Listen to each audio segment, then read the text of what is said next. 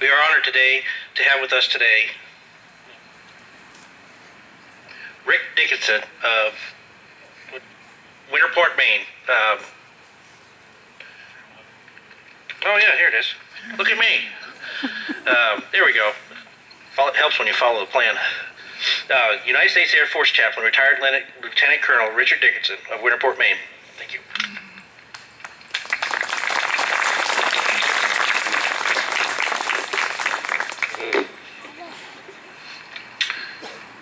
A privilege to be with you today, and on behalf of the many uniformed men and women presently serving and those who are retired, alive and deceased, I want to thank you for showing your support. You heard from both the two readings that this occasion in our country's annual calendar affords us two major opportunities. One is to remember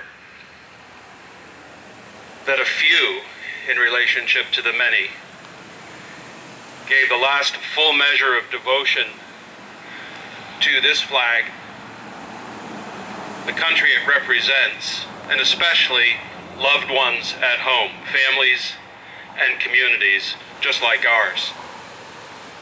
They left their homes as sons and daughters, fathers and mothers, brothers and sisters, kin, friends, to serve in the defense of our nation. And it seems in an ever-increasing measure to assist other nations to serve in the defense of their life and liberty. From our inception as a nation, we have valued liberty and the life to live it.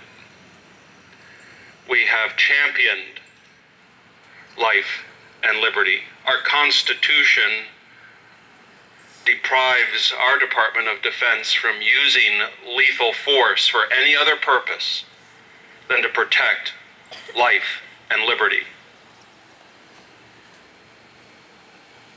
I hope that we will never be the aggressor. In that day, where we abuse the tremendous power that's been given to us, we will become the enemy.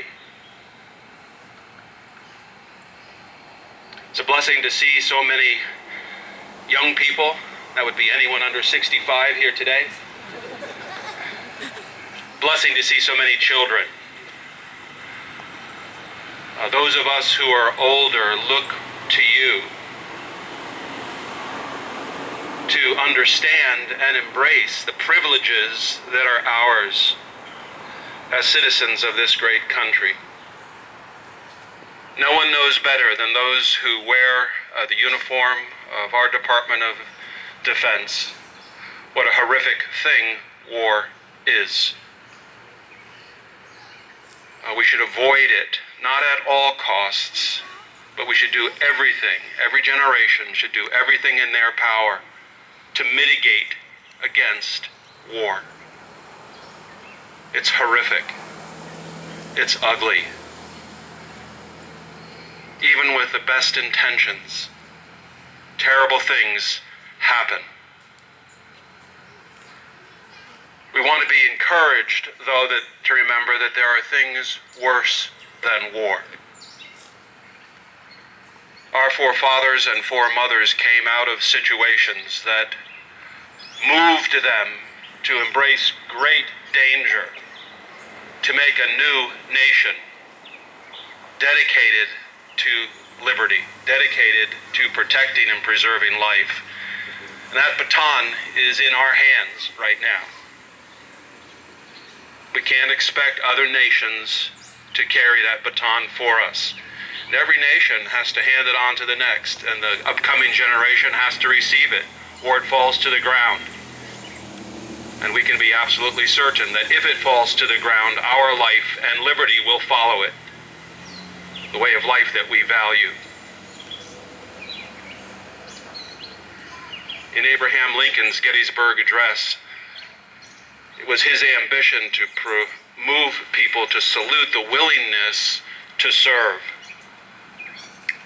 Even those who don't wear the uniform need to value the willingness of those who do to serve, and potentially to forfeit all that they're living and dying for. The second part of the charge, the first is to remember, the second is for us who live and enjoy the liberties protected and obtained, to rededicate ourselves afresh. And really, once a year isn't enough to do that. This is a national occasion, where as a nation, we rededicate ourselves. I'd like to challenge you every morning when you get up to rededicate yourselves. Oftentimes, the best opportunities that we will have to protect life and preserve liberty will come at us unawares. And if we're not prepared in that moment to protect, to defend, we'll miss it. You school children know how on the playground, when a few are bullying up on one, that's an opportunity to weigh in and defend and protect. Get a little bit older and it becomes matters of libel and scandal. We don't like to take sides because we feel that it makes enemies. That's why it's so important for each one of us to cultivate a sense of right and wrong, of moral justice. May we all live to see this flag and the nation it represents held in high esteem by the entire world. Those of you who've traveled abroad know that there are enemies to this flag and the nation it represents, but for the most part, people are in abject awe of it and those who hail from it, and wish oftentimes that they were numbered among us. I'd like to remind myself and you what the men and women who accept the responsibility, the vow that they put themselves under. And this goes back to the Revolutionary War with some modifications. This is the enlisted oath. This is a heads up for any of you entertaining the idea of wearing the uniform. It's the same for all the branches. I state your name.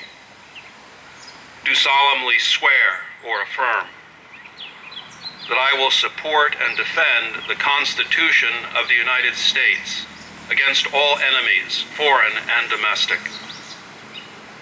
That I will bear true faith and allegiance to the same. That I will obey the orders of the President of the United States and the orders of the officers appointed over me, according to regulations and the Uniform Code of Military Justice. So help me God.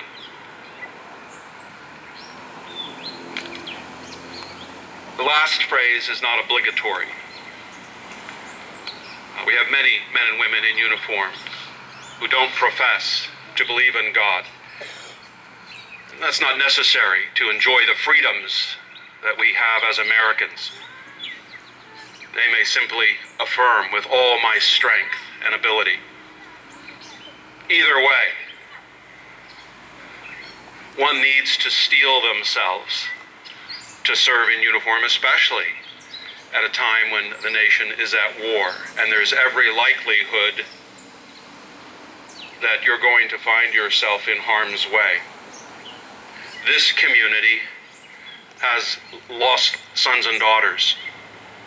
Lost's not the right word. Has sons and daughters, brothers and sisters, mothers and fathers, who have given up everything they hoped to enjoy in this beautiful corner of the world in order to protect family and friends. On this Memorial Day and all that we're blessed to enjoy in days to come, may we hold them especially in high esteem and encourage those who presently expose themselves to the heat and stress of battle. We live in a great time, full of challenges. May God enable us all to rise to the occasion and play our part well. Privileged to be with you today. God bless you all.